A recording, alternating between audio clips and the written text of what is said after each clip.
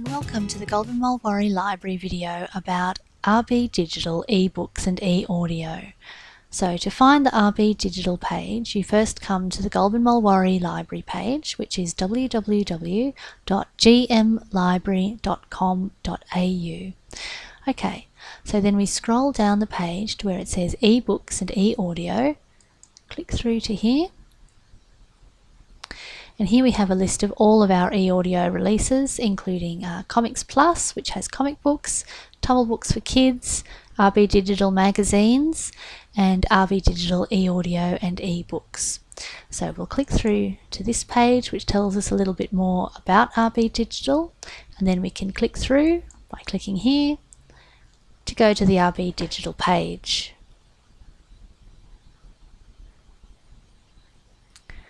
Okay, so once the page has loaded up, we can see on the first page we have audiobooks, and we've got a selection of the new audiobooks there, and a little further down the page we have ebooks and a selection of the new ebooks there. So we can use this first page to browse through what's available just by clicking on the arrows and seeing some of the new things that are there. We can also click on Explore, and that will take us through to different options in the audiobook section. So it's the most popular titles. We can again click through here. We can go down and have a look at the most newly added items. We can look through the bestsellers. And it's also got a list of recommended titles here that we might like to look at. As well as browsing like that, we can search by genre. So if there's a particular genre that you enjoy, then you can have a look at what sort of audiobooks are available in that genre. Let's have a look at science fiction. And so now we can see all of the science fiction audiobooks that are available to borrow with RBDigital. Within this browsing page, we can also filter.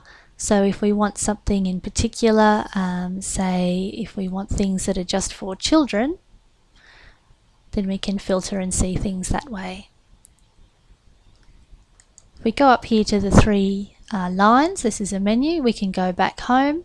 We can also have a look at audiobooks or ebooks separately. We'll go back home and we'll go down and explore through the ebooks, which is set out in exactly the same way as the audiobooks, and we can browse in exactly the same way, and we can also filter as well if we want to. So as well as this browsing option, we can also do a search by clicking up here on the magnifying glass. We can choose whether we're looking for audiobooks or ebooks, and then we type in the keyword. It may be the title of a book, it might be an author name, it might also be a particular type of book that you enjoy reading. So that does a basic search for you, or we can click on advanced search and go into a lot more detail. So for example, if we just want crime books and that are currently available, and we only want fiction, and we only want them for adults, and this will be audiobooks, we can click search and see what results it comes up with.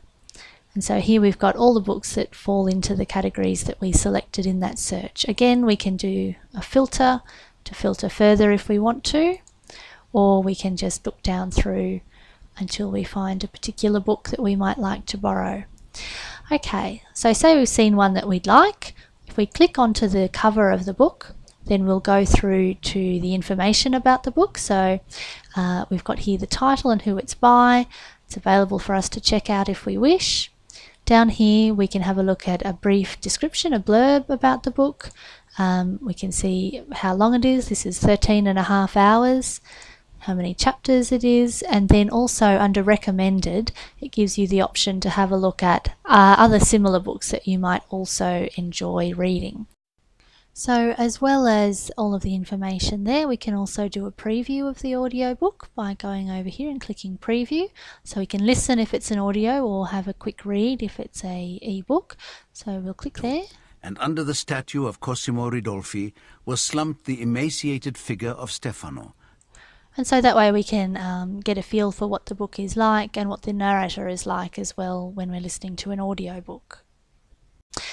Okay, so now we're ready to borrow the book. So with RBDigital, you do need to be a member of the Goulburn Mulwaree Library and have your library card with the barcode. And then before you can borrow, you need to register for the first time. So we click up here in register. You can put your library card number in here, or your own first name, last name, your email address, and then you write your email address again to confirm, and your postcode.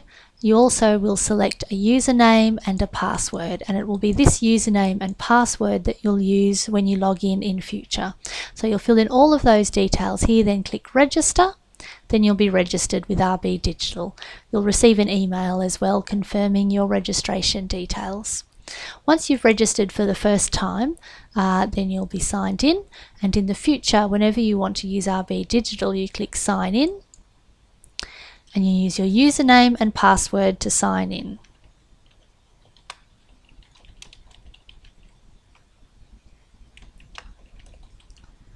If you're using your own computer at home, you can tick remember me, and then we click sign in. Okay, so we can see up here now that it has that sign out sitting there that we are signed in, and so we can go ahead and borrow this book. So we'll click on checkout, and it has said to us that the checkout is complete. Now if we're using this on a computer, then we can immediately download the book onto the computer. We will need to use the special media console that RBDigital provides to be able to play the audiobook. But yes, we'll be able to download it from here. If we no longer want to read the book or listen to the book, we can immediately return it by clicking return here. So I'll do that now. It says return complete, and so now the book is available for someone else to borrow. Okay.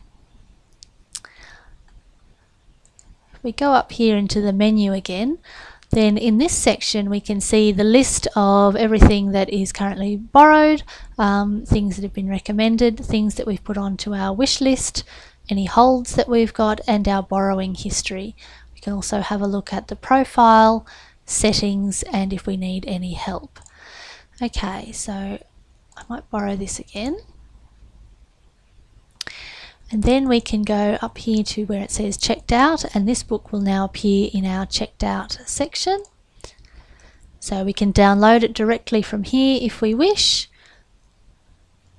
or we can click through on the title to see some more information about that particular book.